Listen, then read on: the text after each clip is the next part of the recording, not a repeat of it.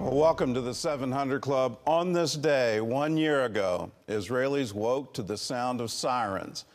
Iranian-backed terrorists from Gaza were attacking Israeli communities. They killed more than 1,100 people, and they took more than 250 hostages. It was the worst massacre of Jewish people since the Holocaust. Now Israel is in a multi-front war, not only against Iran's proxy armies, but against Iran itself. As the fighting continues, the nation is remembering the victims of October 7th. CBN Middle East correspondent Julie Stahl reports. At 6:29 Monday morning, the moment terrorists from Gaza breached the fence into Israel 1 year ago, President Isaac Herzog observed a moment of silence at the site of the Nova Music Festival, where hundreds gathered in memory of those killed and kidnapped. 7th of October 2023, a day that should be remembered in infamy. This is a scar on humanity. This is a scar on the face of the earth. It's one of many observances happening throughout the country to remember the October 7th attacks, including an event by the government press office, the National Documentation Project, which is collecting stories of those who suffered that day. All of mankind, we have to remember what has happened on October 7th. We have to remember the atrocities. We have to remember the people who are still being held hostage in Gaza. On hand were family members of the murdered, as well as relatives of the hostages still held, and some who've been released. Each story is unique, but together they create the full picture of captivity, a sad picture. Shai Zohar is the uncle of Omer Nutra, a dual Israeli-American citizen and tank commander who was kidnapped as he responded to the attacks. Omer was taken alive out of that burning tank that you've seen on the morning of October 7th. Ever since, we have not heard a thing about Omer. Zohar is leading a Jewish prayer effort in Tel Aviv, crying out for the return of the hostages. The world needs to make a unified stand against Hamas and saying they need to come back. Period. It's been a year, and whatever it is that needs to be dealt with will be dealt with after the hostages release. This weekend, Israeli Prime Minister Benjamin Netanyahu said Israel is fighting a war on 7 fronts against the enemies of civilization, including Iran, which launched more than 200 ballistic missiles at Israel last week. He criticized France's president and others who want to block the sale of weapons to Israel. President Macron and some other Western leaders are now calling for an arms embargo against Israel. Shame on them. Meanwhile, Hezbollah continues to fire rockets at Israel as the IDF carries out surgical strikes in Beirut. Julie Stahl, CBN News, Jerusalem. Well, let us remember 39 Americans were killed a year ago. This is our part of this struggle. And there are American hostages still in tunnels in Gaza. It's incredible to me that you could see protests on American college campuses supporting their capture, supporting Hamas. It makes no sense to me that any government would support, any political group would support what Hamas did. And when you turn to Lebanon and what Hezbollah is doing, where they're firing rockets at civilian targets, it makes no sense that the world isn't standing with Israel to say, never again. We all vowed after the Holocaust, we would never see this again. And here it is. Now is our generation's turn, and we need to stand against anti-Semitism. We need to stand for Israel. 100 years ago, it was established in international law by the League of Nations that Israel, the Jewish people, had a right of self-determination in their ancestral homeland. That's why it was called the British Mandate. That came into being in 1948. The UN recognized the state of Israel. The only people who didn't were the Arab nations surrounding her. They declared war. Now, over the decades since that, Egypt has come to peace with Israel. Jordan has come to peace with Israel. The entire region needs to come to peace with Israel and say, yes, indeed, international law is correct. You do have the right of self-determination. You do have a right to live in your ancestral homeland of Israel. Let us forever stand with Israel. CBN News will live stream the National Remembrance Ceremony from Israel. That's today, live, 1 p.m. Eastern Time. You can watch it on the CBN News YouTube channel or on the CBN News app. We want to remember, and you can be a part of that at 1 p.m. today. Well, one of the communities that suffered the most on October 7th was a kibbutz named Kfar Aza. Our CBN Israel news team made the trip to the village near the Gaza border. Kfar Aza really means Gaza. They walked the streets, heard the accounts of one of the worst attacks on that terrible day. Chris Mitchell brings us the story. Some of you have already seen it with your own eyes, and for some it's the first time. And I think that being here and seeing it with your own eyes, and I tell this to every person that comes here, is extremely important. I think that watching it through the screen, seeing photos and videos, hearing about it, is not quite the same as seeing it with your own eyes. IDF Reserve Captain Maya Bentwich gave CBN News a first-hand tour of Kfar Aza, one of the 22 kibbutzim attacked by Hamas on October 7th. Of the 950 residents, Hamas murdered 63, kidnapped 18, in all 10% of the people. I'm going to try and take you back to October 7th, 6:30 a.m., where we have 15 minutes non-stop ongoing alarms that were alarming even for the people who lived here and were used to living under fire. Less than 30 minutes later, we have hundreds of terrorists infiltrating this very kibbutz. The estimation is 300 to 400. They come in by air with gliders, Buckeyes, by land with pickup trucks. Most of them had machine guns glued on them, set on automatic, and with motorbikes. And unfortunately come in very well prepared, and they just start shooting, rampaging, screaming and yelling in Arabic. They come in with guns, RPGs, grenades, bombs, and they just start shooting. And people are hiding inside their mamads. And this is what's going on. This is before 7 a.m. Now, we're going to be talking later about what a mamad is, but a mamad is supposed to be protecting you from bombs, from missiles, not from terrorists. And this is the reality of October 7th. We walked along what has become called the Street of Death. It's not just bodies. You would have dismantled bodies, bodies that were beheaded, that were raped, sexually assaulted, set on fire. Yeah. So this man and this dog survived October 7th, and she stayed silent, and they're now back here. We met Raphael on the way. So how did you survive? A lot of prayers, and it's not something logic I can explain, because it's not. I can tell you that 10 meters away from me, people being killed and their house being burned. So I have no logic explained to say why I'm alive and they are not. It is what it is. Bentwich says as time goes by, the story is in danger of being drowned out. One thing is to remember the people, to tell the stories because there are so many, but another is to keep on giving context. We're not in a state of trauma. Oh, this happened to us. We need to keep telling this to the world. No, this is not the situation. The situation is that something that should concern humanity, not just our nation, not just our people, not just the Jews.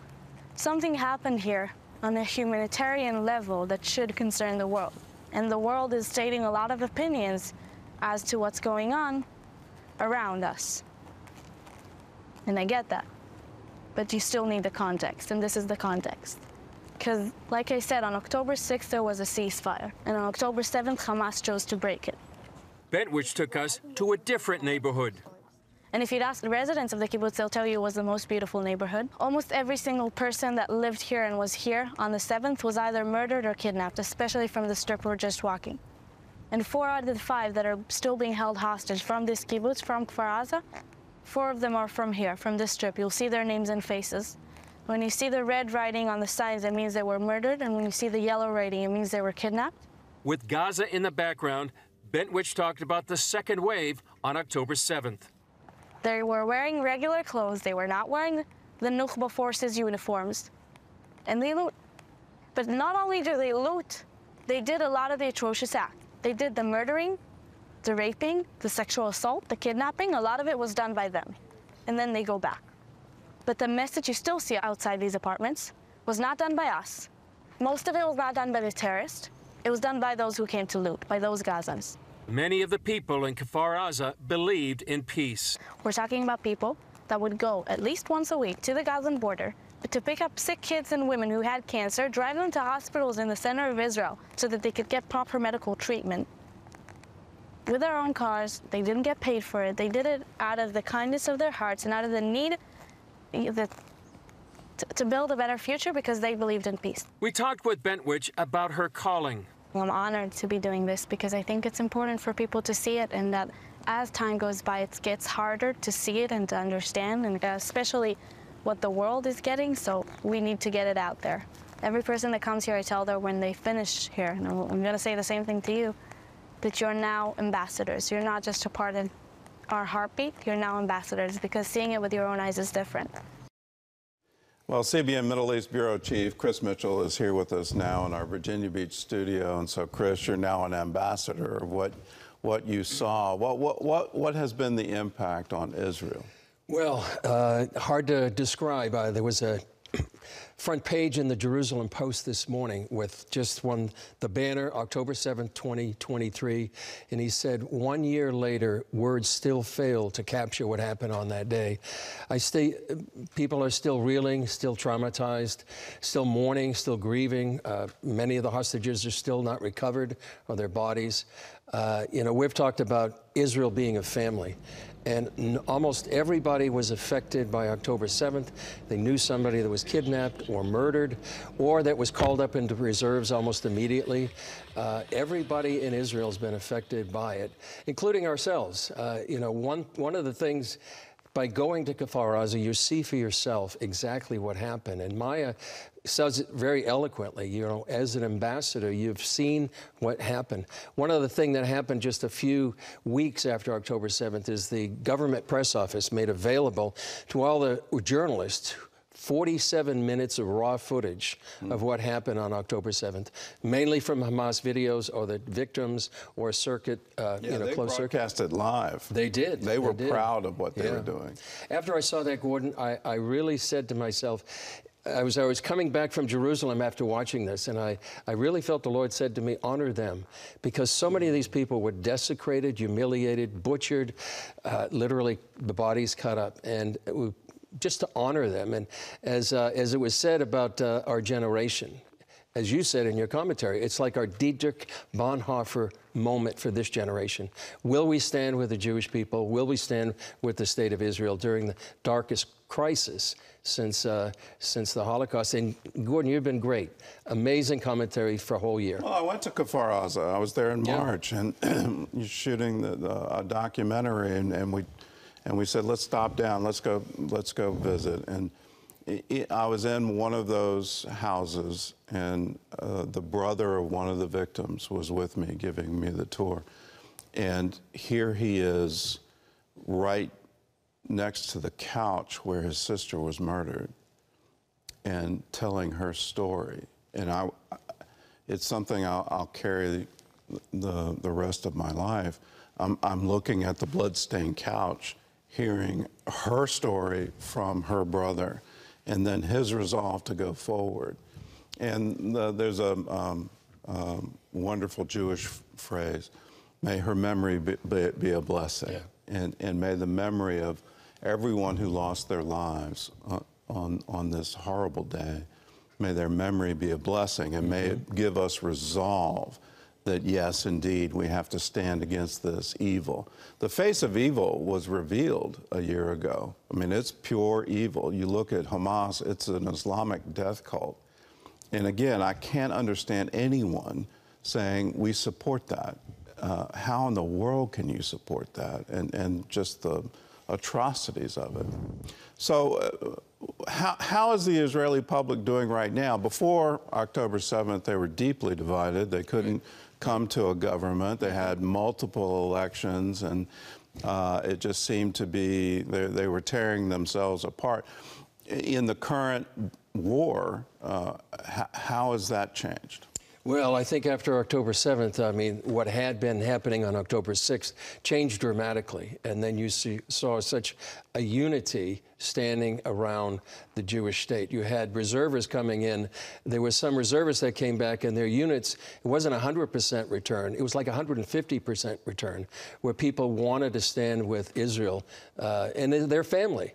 You know, people need to realize that the battle that Israel's facing, whether it's Hamas or Hezbollah, is like a few hours away from their home.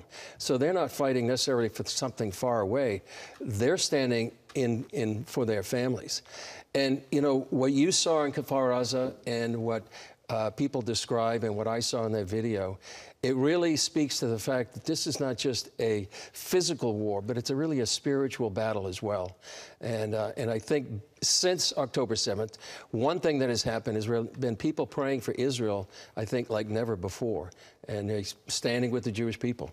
What do you make of the current internet? I mean, whether you're talking about the UN, this just seemed to be constantly spouting anti-Israel resolutions. I mean, it just seems to be a continual stream. Yeah. And the latest for France to say the countries of the world need to withhold weapons from Israel. For me, it's mind-boggling that they would take that position. What do you think is going to turn the tide in the international community? I don't know that, but a lot of people think it is mind-boggling, myself included. And I think France needs to understand, the U.S. needs to understand, it's not just Israel's battle. They are on the front line, and this is something we've heard for the past year, Gordon. You know, it's not just Israel's battle. This is a battle against radical Islam. This is a battle against forces that want to destroy Western civilization, that want to destroy France, that want to destroy us here. We are the great Satan, as it said, and Israel's the little Satan. But why keep weapons away or diplomatic support away from Israel when it's fighting for its very existence and fighting on behalf of Western civilization is mind-boggling. Well, I'll point out the crazy just because I feel compelled to point out the crazy. In the Trump administration, all funding for UNRWA was cut off. And the basis of that was it was quite clear that they were supporting Hamas and they were supporting the rocket attacks against Israel. At the same time, the Taylor Force Act came into being, and you couldn't support the Palestinian Authority with their martyr payments, their shaheed payments, where literally you earn a pension by killing Jews. The Houthis in Yemen were designated as a terrorist organization. Well, here we are in a new administration, and in the first week, they restore funding to UNRWA. UNRWA employees were part of the attack on October 7th. The Houthis are firing on our own naval vessel, and our own State Department won't designate them a terrorist organization. There's been reports that our support of the Lebanese army has somehow gotten to Hezbollah. All of these things just, again, boggle the mind, and you go, when in the world, forget the international community, can we have our own State Department and our own administration wake up and see it for what it really is? Yeah. What do you predict will happen in the coming year? Well, I think Israel has a choice right now, and after being attacked by Iran twice on October 13th and just a few days ago, and I happened to last Tuesday night be in a bomb shelter along with maybe 10 million other Israelis. There when the missiles were incoming. Yeah, they came. Miraculously, nobody was hurt and very little damage, and that just speaks to the prayer movement and God protecting Israel, like it says in Psalm 120. I think Israel, and I feel that's where they're going, is they're going to make a decision to have a victory.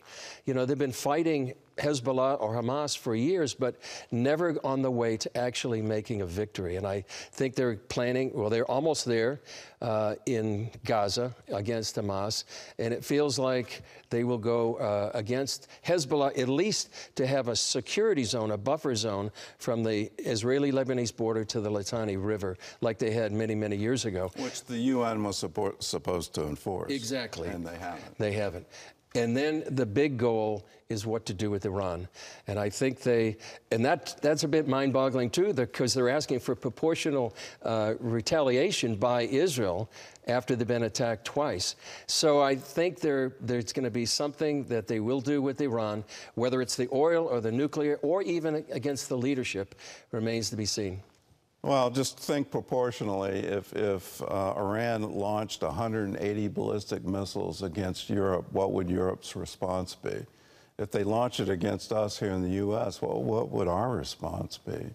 Our response should be, let's stand with Israel. Our response, let's pray for Israel. Let's pray for total victory. And I'll echo what Netanyahu has said for a long time.